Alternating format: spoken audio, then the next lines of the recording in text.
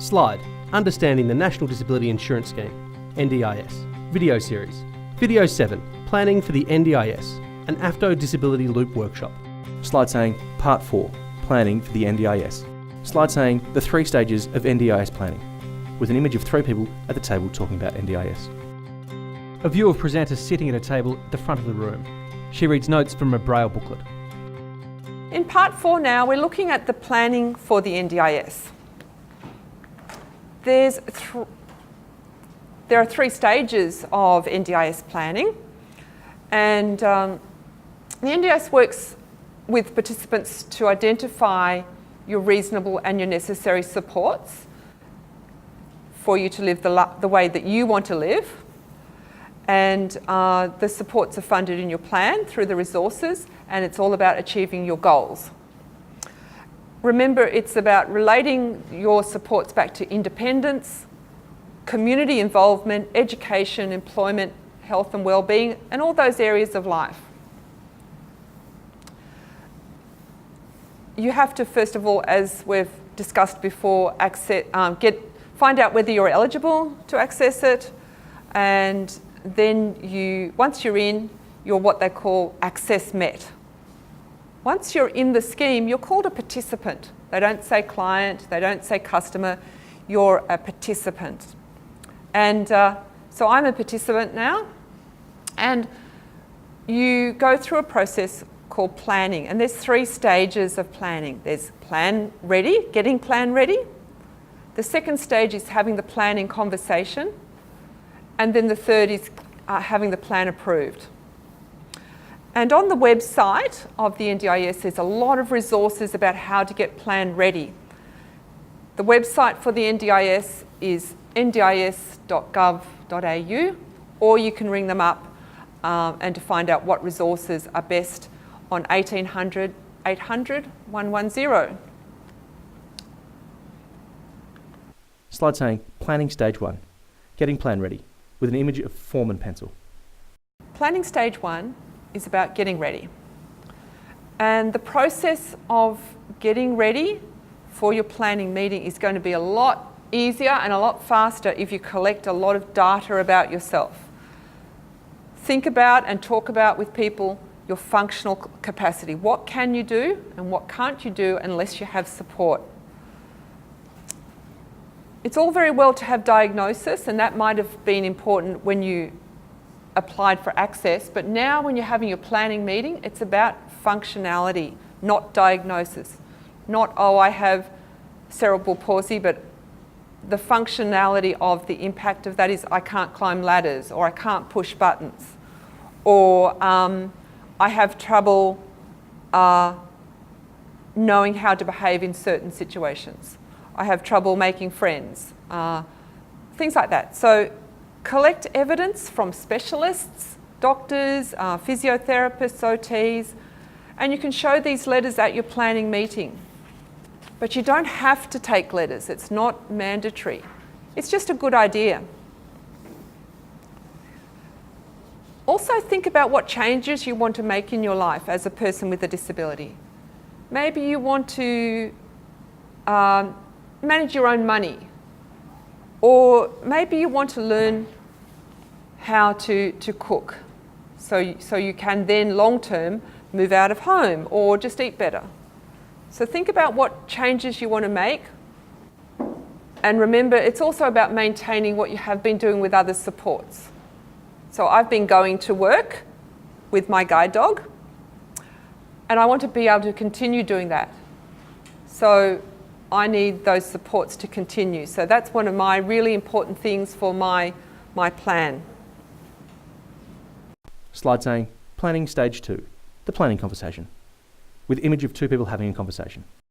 Planning stage 2 is the planning conversation. And that's where you have the formal discussion with the planner or the early childhood person, the local area coordinator.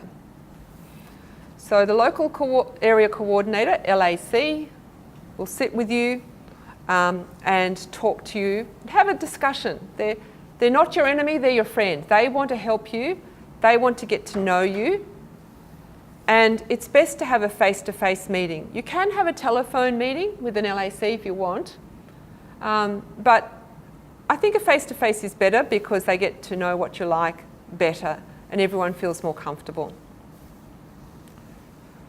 And that planning meeting is all about working out what supports are in this plan, because not your plans from year to year don't look the same. What's in my plan this year won't be in what's in my plan next year.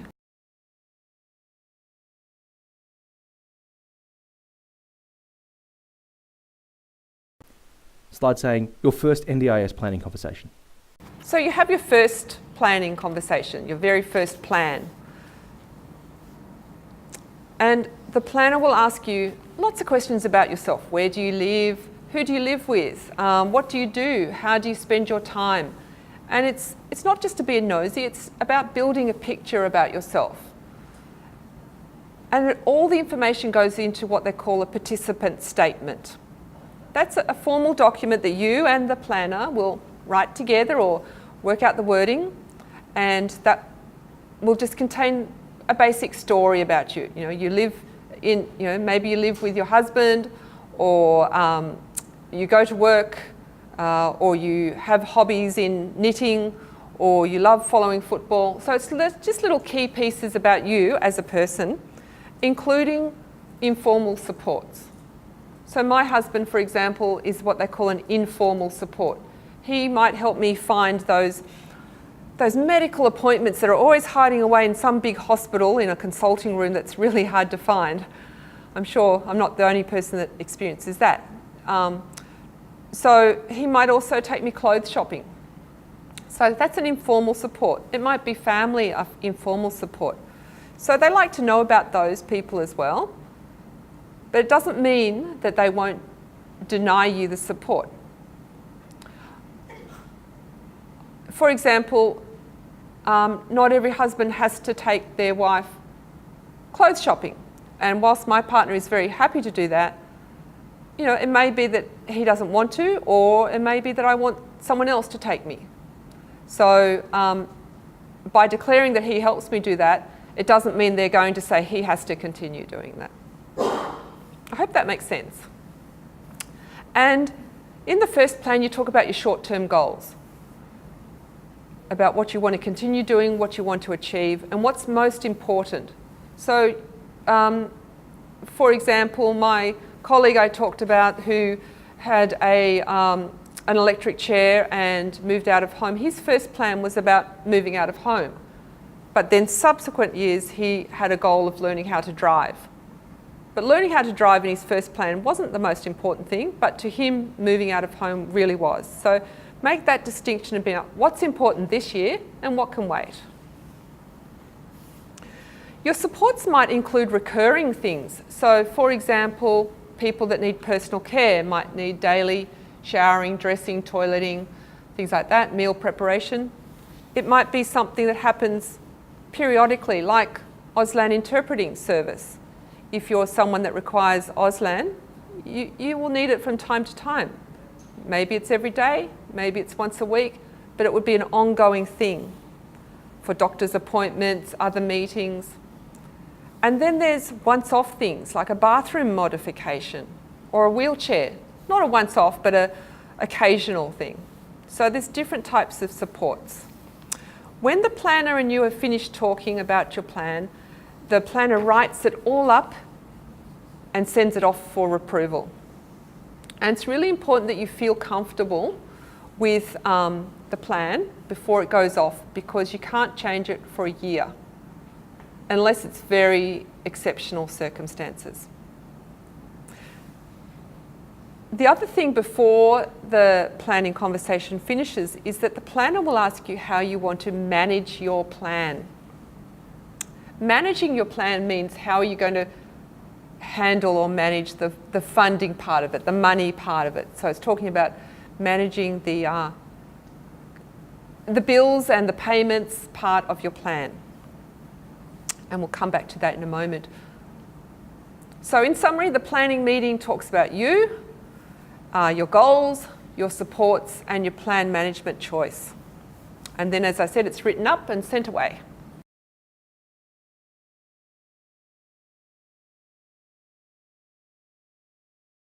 Slide saying the planning conversation for the years beyond your first NDIS plan. In your planning conversations that you have from Plan 2 onwards, and this is a scheme that's here to stay, so you might be up to Plan 57 in some years to come. So in the subsequent planning conversations, the planner will talk to you about, well, how were those supports last year? Did they work for you? Did you achieve your goals? Do we need to have different supports, or do you need the same supports? So it's a chat about it's a chat about how things went in the last plan. It's not about checking if you're eligible again, because once you're eligible, you're eligible. But in these subsequent plans, they'll talk about capacity building. What would you like to do? As I said, my former colleague had the new goal of learning how to drive. It might be that you want to get some training or get some therapies. So this is where you can learn more about long-term goals, I guess, and put those goals into your new plan. Then that all gets written up and off it goes for approval again. Slide saying Planning Stage 3, NDIS Plan Approval, with image of NDIS plan and pencil. Planning Stage 3 is NDIS Plan Approval. So after you've had the conversation and it's been sent off, the NDIA will determine what's reasonable and necessary. So just because you've asked for it doesn't necessarily mean it will be approved. They base their decision on what they consider reasonable and necessary, just like we did in our previous exercise. And then you'll get the plan. The plan will come in the mail, and you can also get it online through what they call the participant portal. That's a part of the NDIS online service where you can get a code and log into your account and read all about your plan, see what's there, what's left, and it's a fancy name, participant portal, but basically it means your online account for your NDIS plan. And you can get someone else to access it for you if you're not comfortable in using the online. So you don't have to use the online, but you can always get a trusted person to access it for you.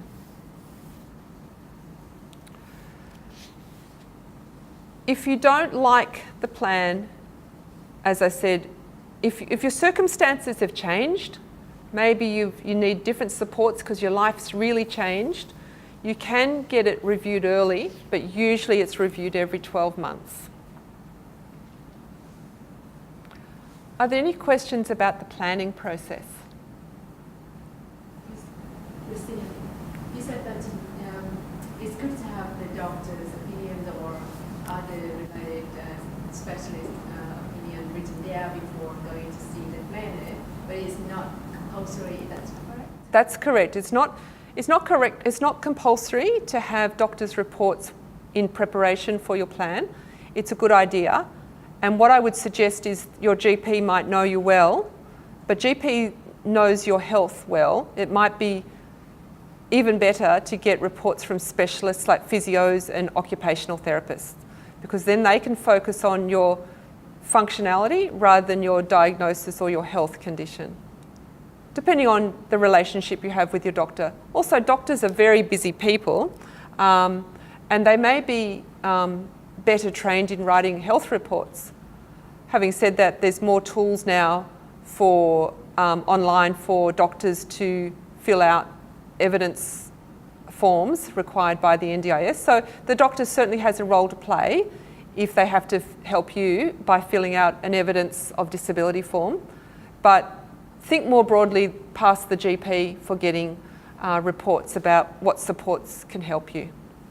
Because people like occupational therapists can not only say, oh, you need maybe this piece of equipment, but they might recommend what level of support you need and the frequency, those sort of things. Are there any other questions about access, the planning process? Yeah, Alana. Yeah. Two questions. Who attends or who is supposed to attend the planning meeting? The question is who can attend the planning meeting? it's really important that the person with the disability attends the planning meeting, but they can take support people. It could be a family member, it could be an advocate from an advocacy organisation. There's a lot of disability advocacy organisations out there. It's just a matter of searching. If you use the internet for, say, disability advocacy and the suburb name or the town where you live, and you're bound to find a disability advocate. Our disability loop webpage can also provide some of that information. It could also be that you take a service provider. So I took my partner and I also took a staff member from one of the service providers I use. You don't have to, but having a number of people just helps you jot your memory, and the usual saying, 3 heads are better than one. For some people it may be that you don't have the person with the disability there all the time, because these planning meetings can be 2 hours, for example, easily. So the person may be present just for a little while. For example, my sister was there for a short time. The planner got to meet her and speak to her, but she would have found it overwhelming to be there for the whole 2 hours. If it's a child, it would usually just be the parent, not necessary to have the child there if that's going to be difficult for the child. Yeah. And you had another question? Do you have any opinion about the number of goals you should have? Yes, I think keep it to about 2 to 4 and keep them very broad. And keep them so, for example, my goal was to get to work. Another goal was to stay active and independent in the community, to maintain my friendships and to visit my family regularly. Rather than I want to learn how to, I want to go each month to, my cocktails with my friends. That's a bit specific. But if it's about socialising with my current group and my family, that's a very broad but a real goal of staying social. Another goal might be to have mobility training when I have to learn new routes, rather than specifying the route. So I would say, I'd say 2 to 4 is a good number of goals, but there's no prescription. Are there any other questions? That 2 or 4 goals, including short-term goal and long-term goals, is or each? No, I think the long-term goals can be mainly the second year onwards, but even in a current plan, it might be that you have 4 goals and they're focused on maybe a bit of short-term and long-term. It might be that, but it might be long-term and ongoing things. So, for example, one of my goals, well, my sister has what is called a longer term goal, but it's to access a holiday, but that might happen within this year, or to explore holiday options with support, or it might be to improve her health. So even though you can start improving your health this year, your long-term goal is to have better health. So don't worry too much about long-term, short-term, as long as you think about your immediate situation and what changes you would like to make. Production of the AFDO Disability Loop Understanding the NDIS video series has been made possible with funding from the Victorian Government. AFDO would like to thank video participants and those who provided feedback on video drafts for their contributions. Video services, audio description and captioning by AngryChair. Auslan interpreting by Auslan Services. Remember to visit disabilityloop.org.au.